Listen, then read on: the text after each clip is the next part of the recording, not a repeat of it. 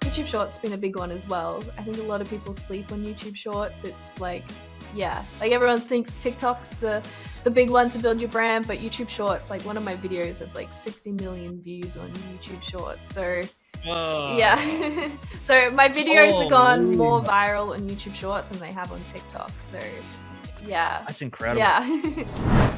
Awesome. Naysy, what is going on? Thank you so much for joining on the Becoming a Creator podcast today. Thanks for having me. Absolutely. So I want to start with some rapid fire questions here. Just kind of, get to know you a little bit more. You've been using a green screen area in your house.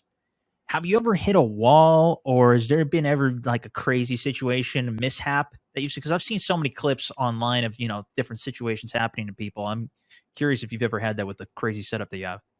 Yeah, there's definitely a few like scuff marks on the wall where I've like hit the wall or like walked right into it. But I haven't had any like major like VR fails or anything. I think, I've been doing VR for quite a long time. So yeah, I know you got to check your surroundings. I keep my dogs like at bay. So that's the biggest thing I'm scared of, like accidentally kicking a dog or something. That would be bad. Yeah. Hey, well, that's good. I mean, you don't want anything to go wrong. So it's good you've, done the steps to make sure that doesn't happen in general. Yeah, definitely. You make it look so easy. How much time do you put into practicing for Beat Saber movements? I've been doing it a long time. Well, not too long. Like, I've been playing Beat Saber for like 3 years, I think it is now. And I have about 800 hours in the game.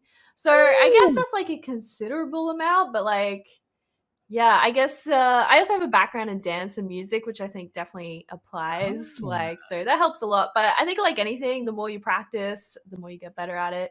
And for me, like I love that kind of dance element of Beat Saber, where some people really want to go for the high score. Where for me, like being able to dance and make it look cool is what I like to achieve with the game. Yeah, you make it look so smooth. But do you mostly stream all of the time that you're playing on it? Do you ever play it off stream or anything? Not anymore. I think that's the struggle of being a content creator. You kind of just like when you're gaming, it's like creating content. But yeah, generally like it's so much fun that I love streaming it and then take that content, post it elsewhere. But yeah, there are times where I'll film stuff offline where I really want to get something like filmed really well, like because sometimes it like uses all my energy just to like film something really, really high energy. And so, I film that offline sometimes. Well, I mean, especially with VR, like you talk about energy requirement, like you're standing up, you're moving around, especially in like Beat Saber or anything. Yeah. Would you count VR as like a workout for the day? Is that like, I know I've seen some that have like even like calorie counters and things on that now. How much does it even feel like you're doing a workout, doing a stream or recording or whatever? Yeah, definitely. Like it's a lot. Like I think VR fitness is just getting bigger and bigger, and I think it's becoming more recognized. And like I go to the gym sometimes, but Beat Saber is like a big part of like my cardio fitness, and like you definitely burn calories. Like it's a great aerobic exercise, and I try and stream for like 2 hours at a time, and that's it's definitely a workout. So I think with like Beat Saber and VR fitness, it's fun, so you're more likely to do it. So I think that aspect of like VR and the lifestyle and fitness elements gets me really excited about the future of VR. I feel like you need to have some musical background to be so rhythmic with Beat Saber as well. Like obviously you mentioned even the dance background and such. Did you ever play any instruments as well or anything growing up? Yeah, I was a band geek. I played like flute for like 10 years. I definitely don't think you need that, but I've always been drawn to like music and dance. So when I saw Beat Saber, I'm like, I need this. So I was definitely really drawn to it. But I think like human nature is just drawn to dance and music. So I think you don't even need to be like musical or have any like dance elements to really enjoy like games like Beat Saber. It's just really fun. Do you ever have people that are like new to the game that come and ask for tips for it in particular? Like, man, how did you get so good, or how did you improve on it, or anything like that? Yeah, like that's when I go like check out my YouTube channel. So so I've got a few YouTube videos with tips and tricks and stuff like that. And a lot of people say it really helped them. But yeah, I always just encourage people to have fun. Like I think people get caught up in like high scores or whatever. But I think, with anything, practice makes perfect. 100%. Yeah. Oh, with Crossy Roads and Fairly Breaks being mobile games, how did you kind of begin playing and getting into virtual reality? Yeah, well, I guess my background is like I did a games degree. and then I ended up doing like marketing for like Australian mobile games. And one of the Mm. guys I worked with was just like a very early adopter of VR, and he made a VR game way back in the game. So he was always like, let's make a VR game, let's make a VR game. So he was always bringing his headset into work, and I got to like try it out, and it was very cool. And then my friend actually lent me a VR headset because I was obsessed with Rick and Morty. So I really wanted to play the Rick and Morty VR game. So yeah, that's what Yeah. like properly got me into VR, where I got to have a VR headset and like stream content. And then I just kind of continued stream like VR stuff, but then I kind of like gave back the headset. But yeah, until I think I got gifted a PlayStation VR, and that's when I discovered like Beat Saber, and I'm like, oh my god, I'm obsessed. So then I started like investing more and more, doing the whole green screen thing, and yeah, just getting really obsessed with like playing the game and learning how to do mixed reality. Do you feel like working on games at all and, like, working in that area helped you as a content creator, getting into that space? Yeah, like 100%. So, yeah, I was doing marketing for mobile games, and, big part of that job is working with like content creators, being like, hey, can you please play our Yeah. game? That was a big part of my job. And the more I didn't know what Twitch was back in the day. And so I was digging like down the hole and being like, oh, Twitch is kind of cool. I want to give this a go. So I started like doing that in my free time. And then it just kind of got bigger and bigger to a point where I'm like, all right, I'm going to jump ship. I'm going to go try full time content creation. So, yeah, I think like understanding how both worlds work. I think I do a lot of work with like brands and sponsors. And I think it definitely helps to understand what they want. I think that really helps me, I guess, get lots of opportunities with brands. Yeah. I mean, I could 100% see that. And did you kinda start with mobile on your channel as well, or did you go straight into virtual reality So I've and been streaming on Twitch 6 years. So I started with like Call of Duty, then did Overwatch, and then PUBG. PUBG days, they were lots of fun. And then kind of did variety. So yeah, I was like, I wouldn't say like fully established, but like enough that I could be full time. It's just kind of like a streamer. Yeah, Yeah, discovered VR and Beat Saber, and then started posting my clips online, and then they went viral. So yeah, now I'm like obsessed with VR. Like I'm all about VR. So yeah, it's exciting time. it's such an amazing, like, technology, and to see that genre of, like, especially c content creators coming up and everything blowing up off that, it's super, super cool to see, but then, Yeah. of course, like, see, where you come from with it and the exploration, and to have the ability to, like, focus that hard on it and to see all the, new stuff that's coming or to play the games and focus on that, it's a really, really cool space. Yeah, it was like a nerve-wracking time because like, I did a lot of variety content. That's what my audience knew me for. So Right. jumping all into VR, like I kind of did it slowly, but it was nerve-wracking. I was worried I'd lose like brand opportunities or like my audience would disappear. But I think thanks to like other platforms like TikTok and YouTube, I've been able to like Mm, continue to grow my audience. And luckily VR is getting like bigger and better. Like I'm getting so many opportunities for VR that I struggle to keep up with them. So it's an exciting time, and I guess yeah, lucky the jump kind of worked out well.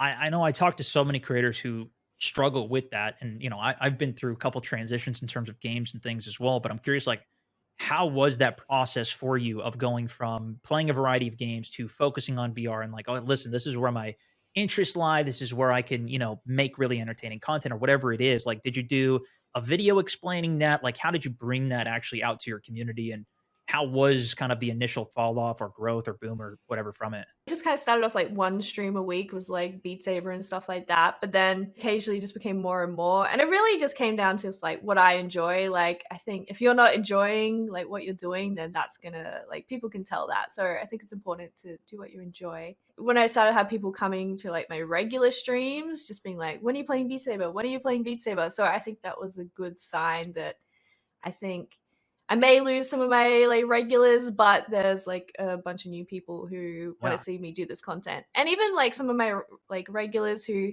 don't have VR, don't really care for Beat Saber, they're still really supportive. And I think that's the cool thing about building communities online. Like there's people who like who've been there like since day one. Like it's pretty crazy and awesome that they support whatever I do. That's awesome. That's so Yeah. cool. What was that moment like for you though when you did make the jump to being a full-time creator? Because did you become full-time when you were playing variety of games? I got lucky, like, I quit my job, and then my full-time job. I want to do full-time streaming. I actually moved into my parents' house. That's how I did it.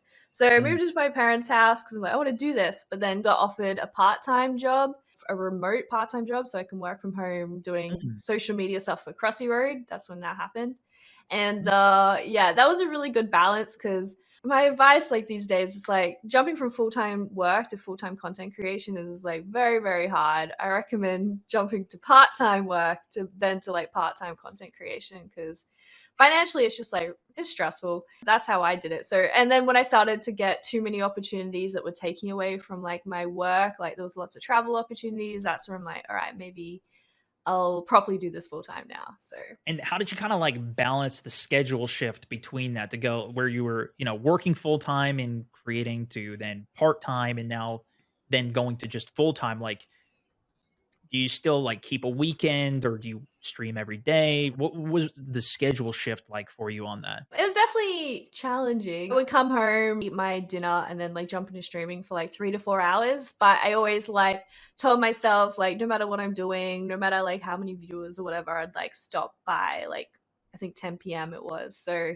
I like set myself strict rules about when to stop. And I think I did like 5 to 6 days a week at the time, but like I was really enjoying it. But I think, yeah, it's very important to not burn out. So I think, yeah, it's important to like balance your work and life and everything to make sure you're doing all that. So I'm all about work life balance. So yeah, so always That's important good. to have days off. Yeah, The consistency though, clearly, I mean, that helped you build the audience and, yeah, help them totally. with it, Yeah, but that's really awesome. Now you have, a huge even a green screen studio in your house. yeah. What are some of the challenges with getting that even set up and, like, building up the infrastructure for that and even starting VR gaming in general? It can be expensive. It's cheaper now than what it was. Like I have to have a pretty decent gaming PC. I use the Valve Index, which wasn't available in Australia, so I had to buy it secondhand for like 2 grand. So that was a Wow, big cost investment. And yeah, like just having the space for VR can be a big challenge, and let alone a space that you can have that's painted green. You can use like the green sheet stuff, but you still need the space to kind of hang it. And then if you're using like a Valve Index, you need the sensors. So like I'm very lucky that like yeah my house has like a big room and I do own it so I can paint the walls. But yeah, previous to that I just had like green sheets and stuff like that. So I think the biggest challenge is like just cost and the space. But these days you can get like the where is it? The Oculus Quest. They're pretty cheap to buy. They're like 2.99 American.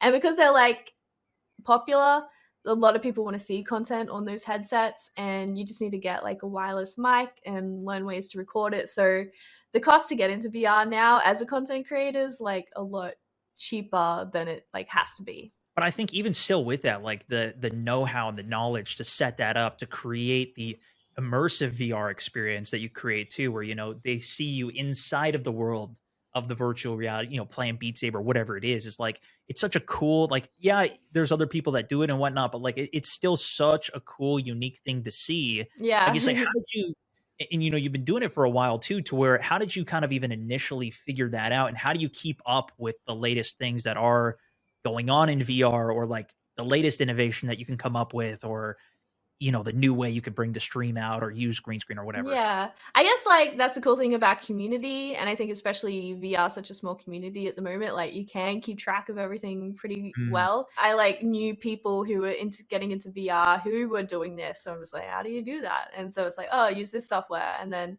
kind of, yeah, went down that's the awesome. rabbit hole of learning the software. And then from there, like I went and made tutorials on it on YouTube. So it's really cool. Like whenever I raid someone on like Twitch now, they're like, "Oh my god, Naysy, I used your tutorial." So the amount of times I hear that is That's like awesome. really cool. So it's been cool that I can like teach others. But it's I guess the problem. What's a good thing? They're always like upgrading and improving it. So staying on top of this stuff can be a challenge. But there's more and more games like getting like with the mixed reality stuff these days. So whenever something really cool comes out, that's when I like jump on board, try and film it, upload it to TikTok and share it with everyone. So yeah, I think it's the best way to sell VR. Like I think VR just looks kind of bland as like a 2D kind of image, but when you can showcase it in mixed reality, I think that's when people are like, whoa, that's cool. And I kind of understand VR a bit better now. Yeah, it's such a cool way to actually, like, showcase it because obviously, like, you'll have a box screen or maybe, or even a green screen of you playing with your headset on or whatever, but it's Yeah. it's different to see it actually mixed into it, and that's just it's such a cool thing, but obviously it takes a lot to set that up. Even to your point, like, I'm sure that was a differentiator, the fact that, nobody else even has the Valve Index in Yeah. Australia. You've got it, and it's like, "Oh, look at me. I got it Yeah. set up, and I can see that, like, you're innovating the game off of it." But Yeah. that's really cool. You're making tutorials with it as well and finding, like how often do you do some help content with your other content and mix that in? And do you see that super helpful for you for getting through into the algorithm or anything along those lines? Yeah, like most of my YouTube content these days is just tutorial stuff. So like my mixed Mhm. reality videos are the most popular. The tutorials, like my tips and tricks Sure. videos, most popular. But like now I make videos on how to like mod your Beat Saber to get custom songs. So that's where I get, yeah, I guess a lot of views as well for that. And then people come to my stream and ask questions and stuff like that. So or join my Discord and we all kind of just help each other with any like troubleshooting stuff. So yeah, I'm just excited about VR. I like people to get into VR, so I make tutorials the best I can to help others, and lots of people say they get helped by them, so that's always great. Yeah. Well, I mean, what's your main idea generation process for you for videos, for streams, or any of your content? TikTok videos, reels, because you're doing a lot across everything Yeah. there. These days, I guess like TikTok and like YouTube Shorts are just like cut downs of my Twitch streams, and sometimes I'll film stuff separately. But yeah, usually just cut downs of that, and so that's like a easy way to generate content. Yeah. But yeah, with YouTube, yeah, I find like the tutorial stuff seems to help people really well, and because you're introducing people to like your content who are just searching for stuff, the amount of people that search like what VR headset to buy or how do I do this, yeah, Mhm. is a lot. So I guess they discover your content and then that trickles through to like I don't know, they'll stop by your Twitch stream or join the Discord. And originally like I was uploading full Beat Saber videos to YouTube as well. YouTube Shorts been a big one as well. I think a lot of people sleep on YouTube Shorts. It's like yeah, like everyone thinks TikTok's the big one to build your brand, but YouTube Shorts, like one of my videos has like 60 million views on YouTube Shorts. So Whoa. yeah. So my videos have gone Holy more mo viral on YouTube Shorts than they have on TikTok. So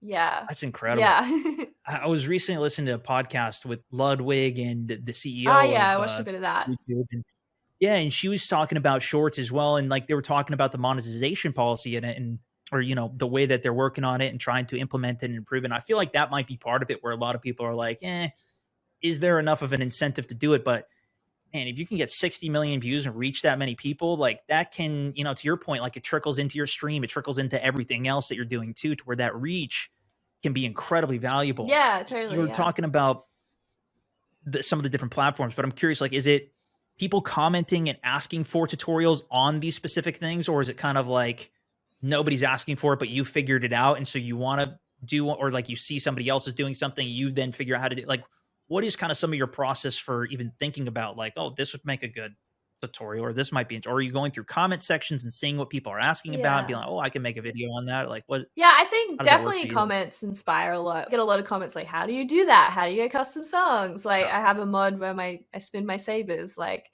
how do you get spinning sabers? Like, yeah. So I get a lot of questions, and yeah, try and make tutorials based on that, or just features like I discover that I think are really cool and would benefit others. So yeah, I think just anything that I think would help people, or I know that they're asking for help on. So yeah, that's generally the process. But yeah, comments help a lot. But yeah, I think a lot of people are just so new to VR and like technology in general. I try and make my videos like pretty user friendly. I get my favorite type of comments are like more like older folk who like are like grandparents and say, "Oh, I use your tutorials really helpful. I do like Beat Saber every day." Like they're my favorite comments from like older people. So I know if they can follow my tutorial, then like hopefully Yeah. it's easy to follow. Yeah.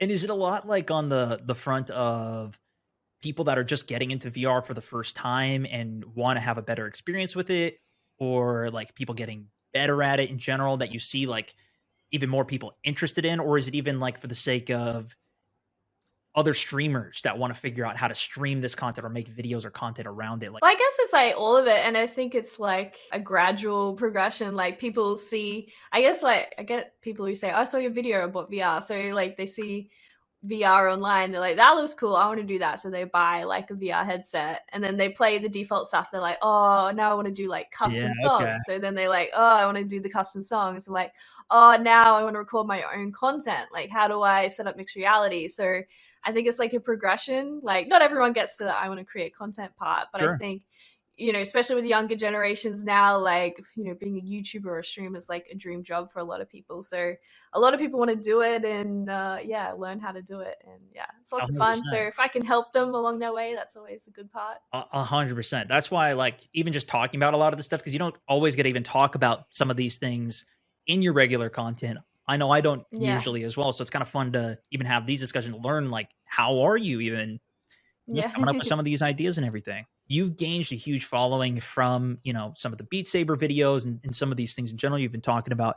How do you balance giving your audience those types of videos, but also playing fun games and different games like Pistol Whip, Hell Split Arena, some of these other games that you might play as well? How do you kind of balance that into the ecosystem for it? Yeah, I try and do like maybe one day a week of like variety games. But generally, I just kind of go off like my mood as well. Like, because yeah, I always think like you got to be having fun. Like, yeah. So, and Beat Saber can be like physically exhausting. Like, some days, like, I'll get like a bit of shoulder pain of like, I don't want to play Beat Saber today. I'll just play like variety game. Ultimately, yeah, I like just play whatever I'm in the mood for. A lot of time it's Beat Saber, but I also think about like content for like TikTok and stuff. So Mhm. I guess it's a struggle that most content creators have. Like, if you're not playing your main game, you're going to have like less viewers rock up. But I'm generally like at peace with that because like I have a really fun time with like the people who do rock up, and I know I have some really fun content that I can post up on like TikTok and YouTube and wherever. So that's how I look at it. When you go into streams, do you ever think like,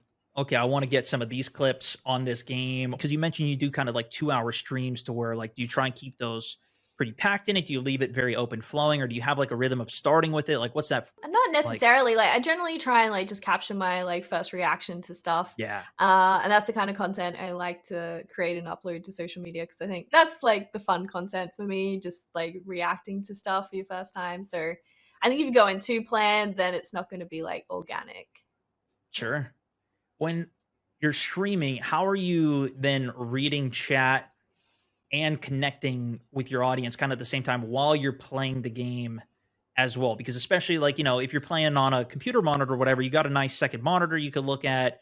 I feel like that it might be different. I don't know. How has it been for you versus, you're strapped in with the in VR with the actual screen or whatever it is? Yeah, like so I have mods that like I can read chat from my hand, and some of those mods have like integrations for certain games. So like Beat Saber, whenever you like sub or do like bits, it makes like the game more glittery. So there's some really cool interaction stuff, like especially for Beat Saber with Twitch chat. I used to be someone who's like I'll read every single message in chat. So switching to VR where you can't read chat all the Right. time like was definitely challenging for me because I just wanted to read everything. But over time I've just gotten more comfortable with like not having to read every single message in chat, and yeah, just like take breaks to like catch up with chat occasionally. But I think it's like if I get stuck in the game of like, chat, what do you reckon, kind of thing. So Yeah. still like interacting with them, not putting pressure on myself that I have to like read every single message. If you've got the mod on your hand to see the actual chat and everything, can they see the chat while you're reading it as well? And like, does that, because like a lot of times, like if I read chat, it's on a separate monitor or the alerts. So like if I need to ban somebody or whatever, like is that moderators that are helping you out that keep that a good experience for you? Or like has that been difficult to manage? My mods are really good, so we run a tight ship. So yeah, like anyone that comes in, any shenanigans, they're gone. They're really good, and they can't see the chat. So sometimes people are like, Gotcha. "How are you reading chat?" It's just me like looking at my hand. Yeah, yeah, But yeah. yeah, I think people get like blown out, like blown away by that. They're like, "Whoa, how is she reading what I'm saying?" It's like I think, yeah, they don't realize they can read chat. How did you kind of build up your moderator team then? Because Clearly, they've been very helpful for you, especially, when you're in VR trying to stream at the same time, keep everything going. Some of my mods have like been part of my channel for like 5+ years, which is That's awesome. insane. But generally, it's just people who just get like rock up to every single stream, get really involved, just really helpful, but don't want anything in return. And yeah, generally those type of people who have been like regulars and yeah involved, I make them mods. Like everything's pretty calm. Like I don't really need that Mhm. many mods, but like especially with Beat Saber, I do like some requests and stuff like that. So having people help manage that's always really good. Awesome. And do you use Discord to, like, bring anybody into the community or even to talk with your mods or, like, use that at all? Or any Yeah, other tools? definitely. Yeah, like we have a mod channel where we talk about like important stuff or whatever. And yeah, and like a sub channel and then like a general channel and a troubleshooting channel. So just different aspects in the Discord to help organize different topics. Gotcha. The future of VR is, like, it's wide open. Now we're seeing things like, the Metaverse even coming to life. How do you kinda even see that landscape of virtual reality expanding into the future? Metaverse is such like a marketing like tag. Like I don't think the metaverse really means anything right now. It's just been like overused and like people have capitalized on it for marketing. But I guess it's just like I don't know, like an I feel like online kind of space. Yeah.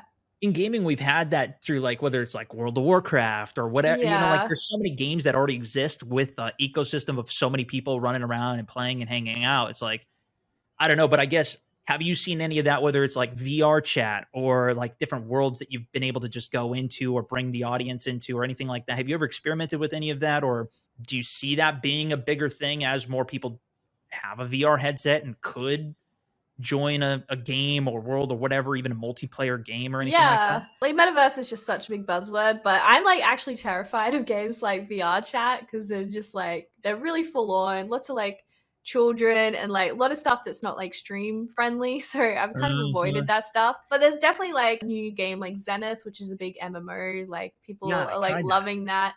Yeah, so that's really cool that like things like that are starting to pop up and there's communities around that. I think with any game there's going to be communities and niches within that community, and we see that with like VR chat or like Rec Room is a more like kid Mhm. friendly like VR chat kind of thing. And yeah, people just form friendships within those games. And I think yeah, it's just like any game that has an online element. There's going to be like friendships and guilds and whatever. So yeah, I think that's going to be cool, but I don't think that's going to be the biggest part of VR. I think multiplayer Mm, is going to be big, but not like these mass online things. I really struggle to see mm. that being a big part of VR in the future. Well, even to your point of, like, you as somebody who's a heavy user of it, still being, fearful of getting Yeah. into some of those spaces and, like, who's there and, like, the anonymous aspect of it. And, yeah, it can be pretty ba especially for, like, stream content where you're responsible for what's going on in your stream, like, that can be a little risky as well, depending on what Yeah. type of content you're even creating in the first place. But, I mean, even that's really interesting insight. Yeah, but I don't know, maybe I'm like an anomaly. I'm like different to everyone Yeah. else, but yeah, I like having spaces where I can play with friends is definitely really awesome. But I'm pretty antisocial. I'm like I don't want to meet random people like in VR. Like yeah, I'd rather stick with my Yeah. friends. Yeah.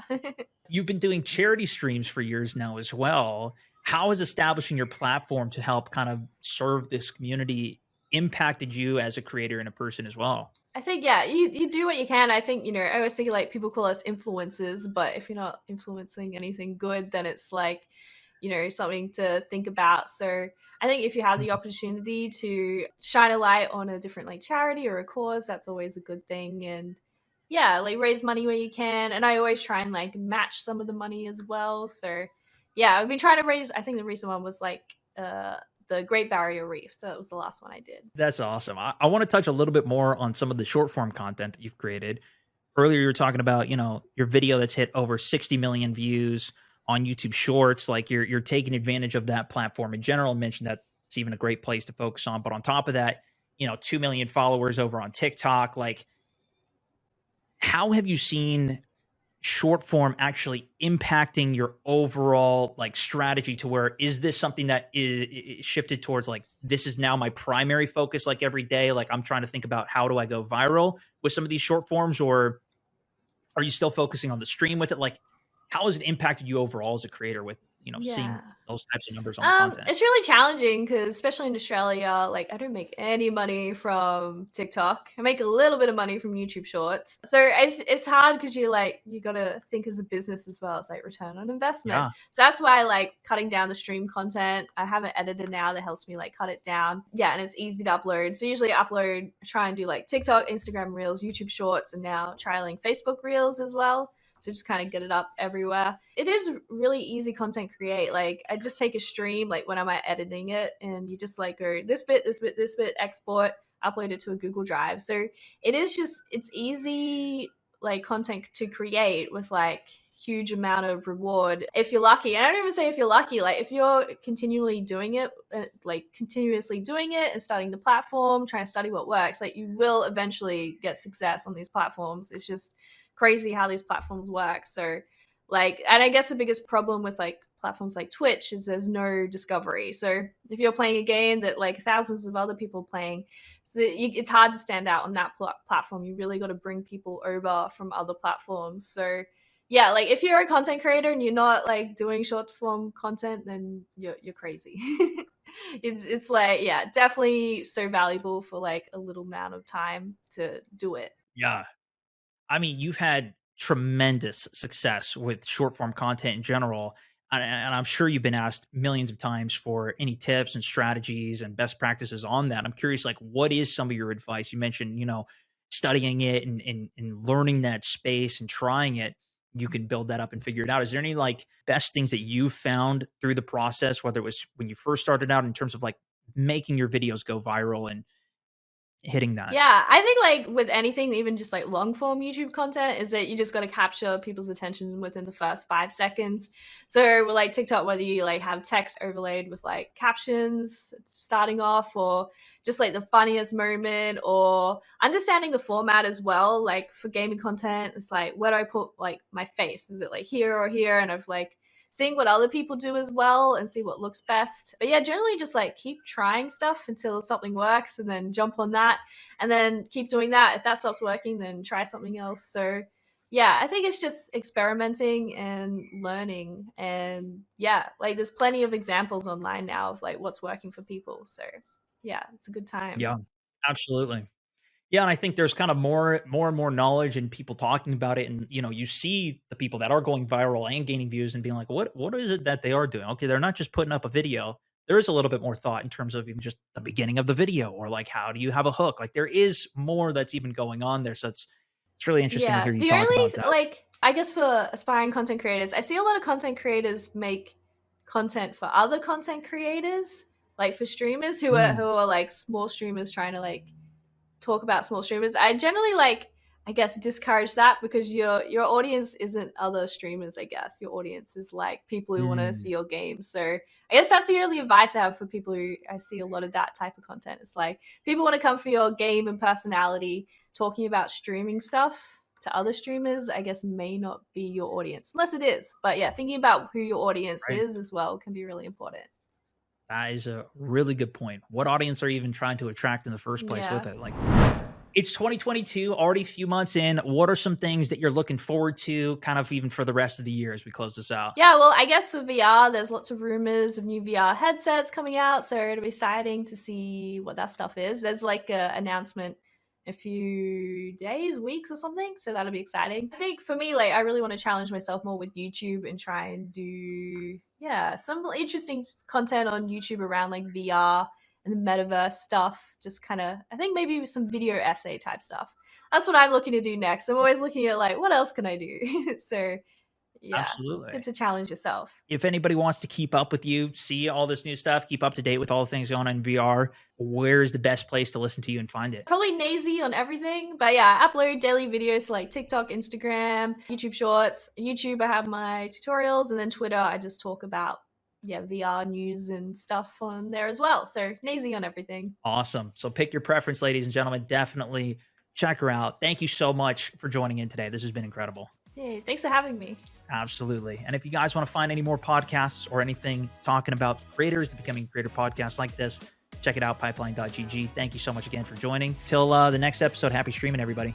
Thank you so much for tuning in to today's episode. I wanted to just end this with a little bit of context on why we do what we do. We're former content creators ourselves, and we just really want to help as many content creators as we can. That's why we started Pipeline.gg. It's a platform where you can find other like-minded creators and learn from the pros who've already been there. Get step-by-step guidance so you can avoid all the mistakes that we made in the beginning. If you love the episode, there's going to be even more inside of Pipeline. So check it out. Head over to Pipeline.gg.